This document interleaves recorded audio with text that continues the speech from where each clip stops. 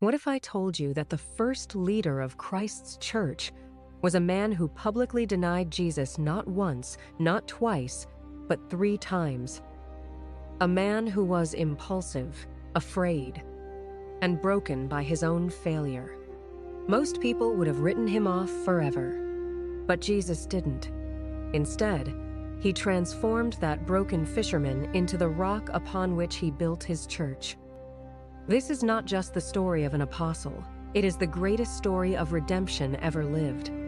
This is the story of Saint Peter. The sun had barely risen over the peaceful waters of the Sea of Galilee.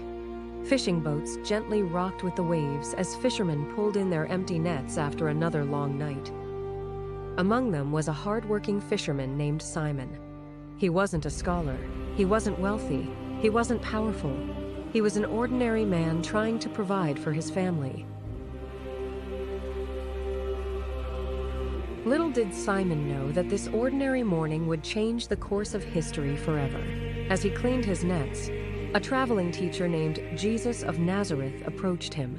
Looking directly into Simon's eyes, Jesus said words that would echo through eternity. "Follow me, and I will make you a fisher of men." Without fully understanding why, Simon left everything behind.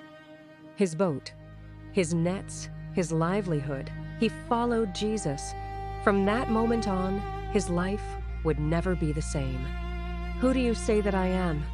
While others hesitated, Simon boldly answered, "You are the Christ, the Son of the living God." Jesus smiled. Then he gave Simon a new name, Peter, a name meaning rock.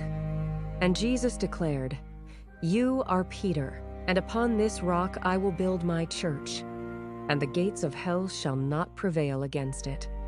Peter had been chosen for a mission greater than he could ever imagine, but his greatest test was still to come.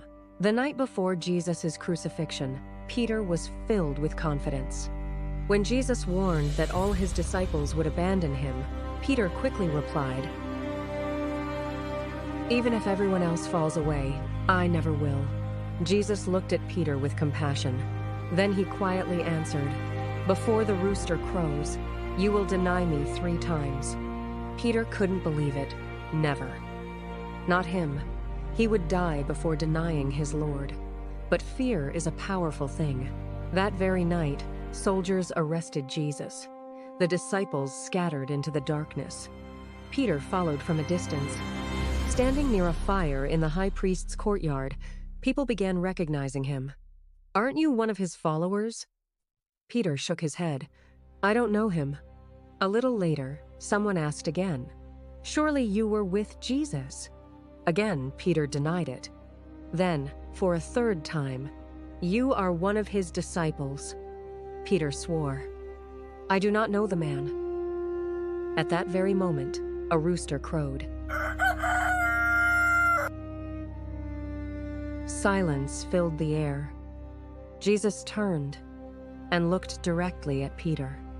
No anger, no hatred, only sorrow and love. Peter remembered Jesus' words. His heart shattered. Overcome with grief, he ran into the night and wept bitterly. The man called Rock had completely fallen apart. Then came the miracle that changed everything. 3 days later, the tomb was empty. Jesus had risen from the dead. Peter ran to the tomb. Hope returned, but Peter still carried the unbearable weight of his failure. Would Jesus ever forgive him? The answer came beside the Sea of Galilee. After sharing breakfast with his disciples, Jesus turned to Peter. 3 times Jesus asked, "Simon, son of John, do you love me?" Each question echoed one of Peter's 3 denials, 3 opportunities, 3 acts of healing, 3 chances to begin again. Peter answered through tears, "Lord, you know everything. You know that I love you." Jesus simply replied, "Feed my sheep." With those words, Peter was restored, not because he was perfect, but because God's mercy is greater than our greatest failures. Every year, on June 29, The church celebrates the Feast of Saints, Peter and Paul, two ordinary men whom God used to change the world forever. Peter's story reminds us that God does not call the perfect. Remember Peter, the broken became the builder, the fearful became fearless, because with God's mercy, failure is never the end of the story.